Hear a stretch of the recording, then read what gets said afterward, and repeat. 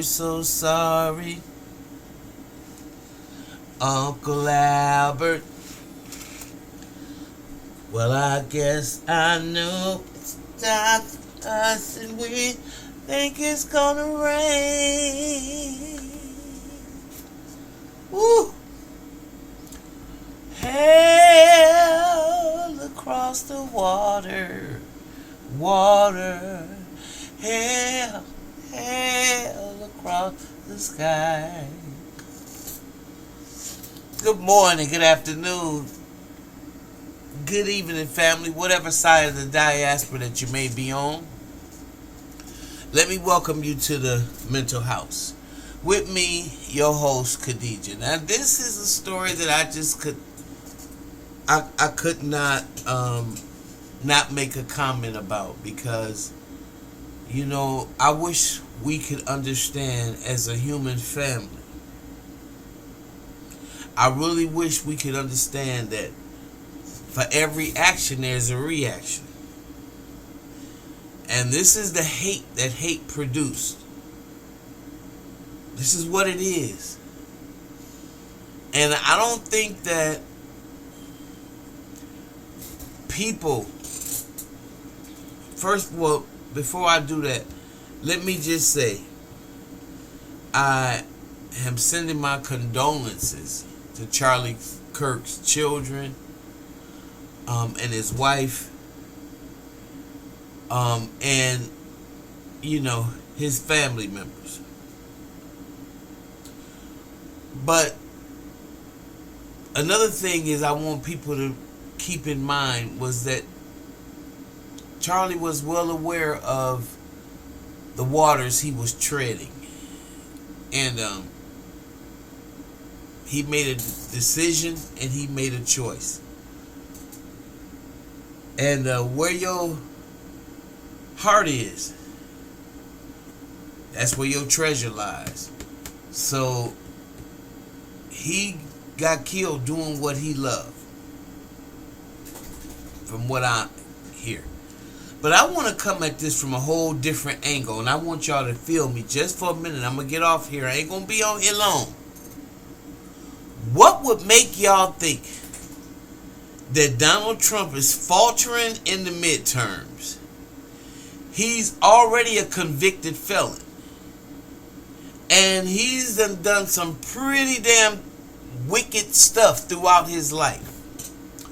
What would, you know, that hit was like intel to me. I mean, it reminded me of being at home and watching John F. Kennedy get shot. Watching him get shot from such a distance. And as a little child, not knowing what the hell was going on. But then they turned right around and did it to his brother Bobby.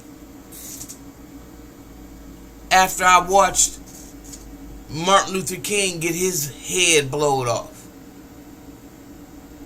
Okay? And if anybody was a teenager or just can remember any part of the 60s, then you remember the 21-year-old Fred Hampton being gunned down in his bed. Chicago representative for the Black Panther Party. And they had demonized him to a point where the police department would come in there and assassinate him next to his pregnant wife that was 8 months pregnant. So those of us who have been victims of so much violence here in America, it's hard for us to have the same feeling, in my opinion, that a lot of other people do. Because once you've been on the other end of colonization, once you've been hung, castrated, made to put your own private parts in your mouth, to have a baby cut out your belly, I don't think that there's too much violence that we can excuse America for. But we won't tell a lie and say this is not America. Would we rather it not be America? Of course. Of course. As Jank would say. But you need to understand something, Jank. This is a bloody, violent country. And the seeds that have been sown in the soil of this country is dripping with my ancestors' blood, who were so violently, brutally, and to this day are victims of slave catcher, of the European